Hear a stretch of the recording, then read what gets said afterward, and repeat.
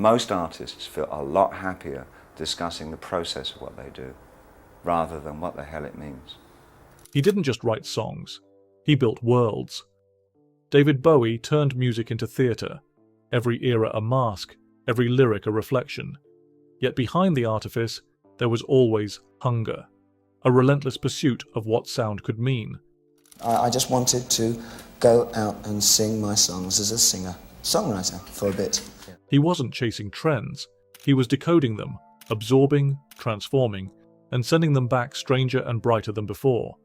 But when Bowie talked about the albums that shaped him, the ones he called his favourites, something shifted. The performer disappeared, and the listener remained. These aren't casual picks.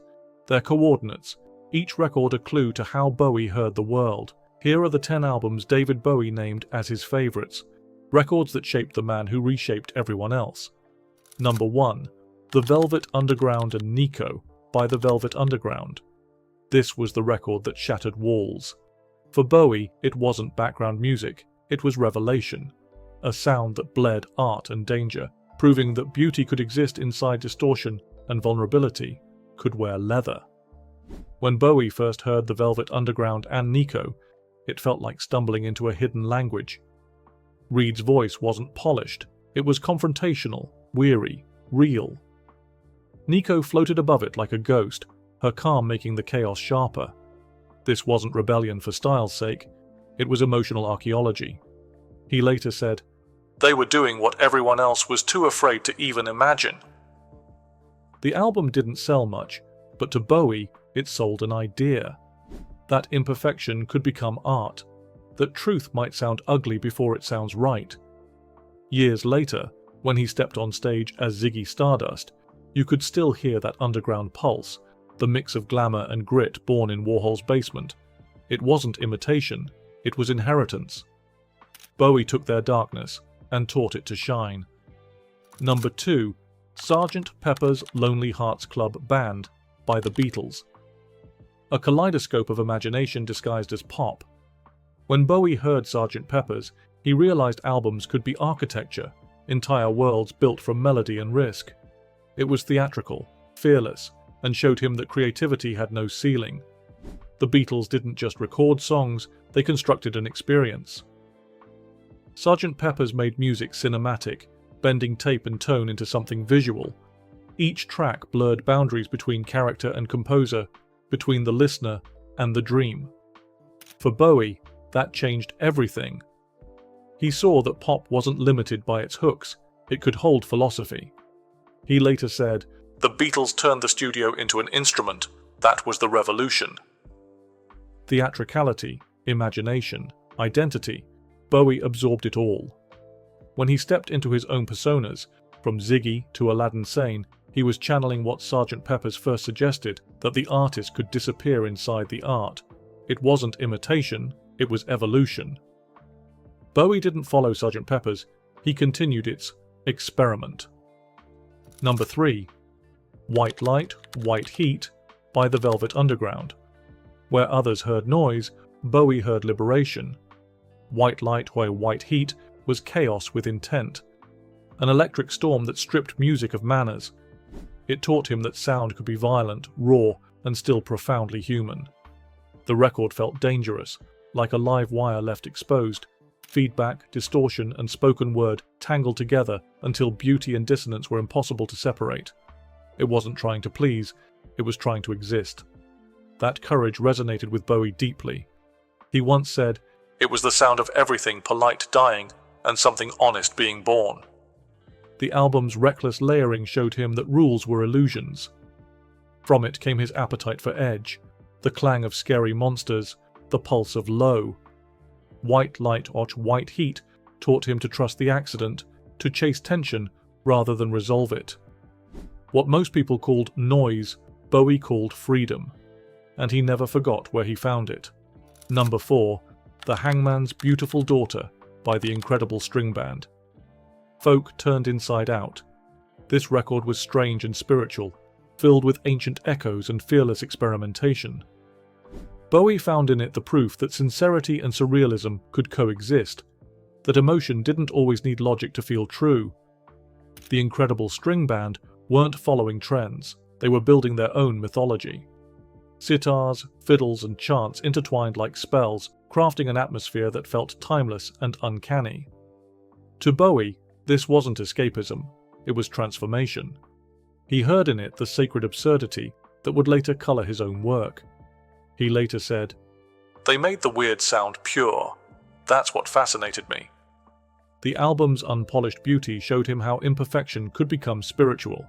It freed him from linear storytelling, from needing everything to make sense. When he later built Hunky Dory and Space Oddity, the same curiosity ran through every chord. This was folk that dreamed in colour, and Bowie never stopped chasing its light. Number 5. The Stooges, by the Stooges. It sounded like the end of the world and the start of something better. Iggy's howl, the primitive guitars, it was all instinct. Bowie saw purity in that chaos, a reminder that rawness could outlive perfection. When Bowie first heard the Stooges, he recognized something sacred in the noise, a kind of musical honesty that stripped away sophistication. Iggy Pop wasn't performing rebellion, he was living it. The band sounded feral, unrestrained, almost collapsing under their own energy. And that, to Bowie, was beautiful. He once said, "Iggy showed me what it looked like when you stop pretending." Years later, Bowie would help resurrect Iggy's career, producing raw power and lust for life. Their partnership wasn't built on fame, but on mutual understanding.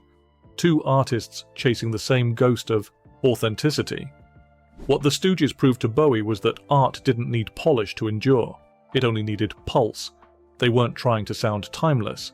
They were just trying to stay alive, and that made them immortal. Number 6.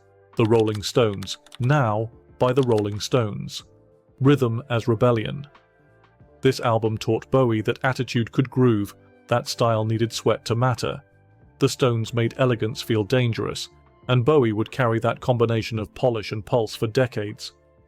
The Rolling Stones, Now, was blues reimagined through youth and tension, sharp, imperfect, and electric. Bowie was fascinated by how the Stones made refinement look reckless. Every riff swaggered, every lyric smirked. It wasn't just music, it was movement. He later said, "They made being loose feel deliberate. That's what I learned from them." Bowie absorbed their kinetic balance, the confidence of imperfection, the sex in restraint. You can hear it echo through Suffragette City, through Rebel Rebel, that blend of rhythm and defiance that turned every chord into a confrontation. The Stones didn't just play the blues, they weaponized it, and Bowie turned that weapon into theatre. Number 7. The Fugs' first album, by the Fugs. Part joke, part manifesto. The Fugs made poetry misbehave and turned chaos into comedy with meaning. Bowie loved how they blurred art and anarchy. Proof that provocation, when honest, could be its own form of beauty. The Fugs were anti-everything. Anti-Polish, anti-authority, anti-seriousness. Yet in their madness, Bowie heard liberation. They used words as weapons, humour as armour. Their debut felt like a protest disguised as a prank, and that irreverence spoke to him. He once said, "They were chaos with a conscience, the kind of danger that laughs at itself." For Bowie, they represented the courage to mock what others worshipped.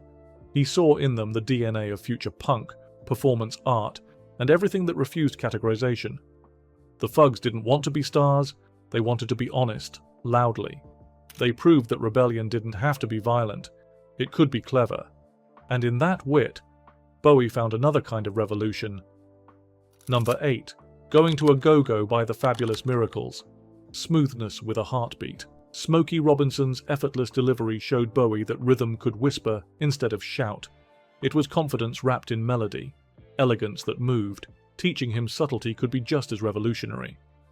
Motown's perfection wasn't cold, it was alive, every note breathing, every harmony precise but human. To Bowie, going to a go-go was sophistication with soul. Smokey didn't need to shout to dominate a room, he simply made emotion sound effortless. Bowie once said, "Smokey could move a crowd without moving an inch. That's power." That quiet control fascinated him. It showed that artistry didn't need chaos to have depth. When Bowie crafted Young Americans, you could hear the influence, the slick horns, the polished rhythm, the ache buried inside glamour. Motown taught him discipline within freedom, grace inside groove. Smokey's voice reminded him that revolution could wear a smile, and that sometimes the loudest sound is restraint. Number 9. Roger the Engineer by the Yardbirds. Electric curiosity turned into movement. The Yardbirds treated sound like science, bending blues into invention. Bowie admired their restlessness, a refusal to repeat themselves, a reminder that art should never sit still long enough to fade. Each track on Roger the Engineer felt like exploration. Guitars didn't just play melodies, they spoke in strange dialects. Clapton, Beck, Page each brought a new vocabulary, proof that experimentation could be loud, bold, and deeply emotional. Bowie later said, "They made the guitar think, and that changed everything." For him, the album was a manifesto for evolution. It showed that reinvention wasn't betrayal, it was survival.